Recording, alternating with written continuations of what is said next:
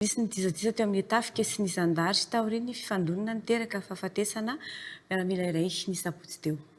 Tsy tsara ny fifandonana eo amin'ny miaramila sy ny zandary hoy ny lehibe ny état-major général ny tafika malagasy sy ny commande ny gendarmerie-pirenena mila aravina ny fifanilana eo amin'ny rotonta Antony nanatanterahana ny fionana teo amin'ny tafika sy ny zandary androany teny amin'ny ministera ny folo alindahy ny lamina ny fifampiresahana teo amin'ny rotonta ary ny ravina ny disadisa raha ny tatitra izy ireo anitra lalanasoa eo amin'ny sariny Omega Raneftsona. Efa tao anatin'ny 3 andro no nafana sy niaratsy ny fifandraisana teo amin'ny miaramila sy ny zandary taoriny sy ny fifandonana teo amin'ny rotonta. Vao maika nanamafy ny disadisa teo amin'izy ireo ny nisy ny miaramila iray maty, voatifitry ny zandary teo amin'ny manoloana ny Tobratsimandrava. Mila ravina sy alamina ny fifandraisan'ny tafika sy ny zandary.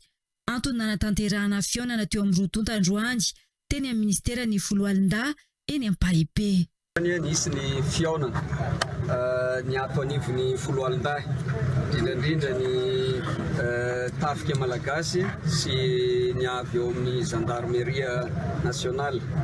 Ny antony raha mahalala nisy ny disadisa izay nandalo ato anatin'ny 2 andro 3 andro lasa eo anivona i rotonta. Dia izay zavatra izay no ezahana naravina tamin'ity androany ity, izay nahitana ny solotena ny tompon'andraikitra rehetrarehetra ato anivon'ny tafika sy ny gendarmerie. Nilamina ny resaka rehetra izay nataotao ary samy nifanaika fa tsy lalana tsara ny any amin'ny fifandonana sanatria mivava ary sekoly iray ihany no ny ankabeazan'ny voanay rehetrarehetra reo ary misy ihany koa ny mahamalagasy dia misy ny fombafomba samihafa izay atao ary izay roatonta zany hiezaka koa ampitan'izay amin'izay rehetra tsy tonga hita.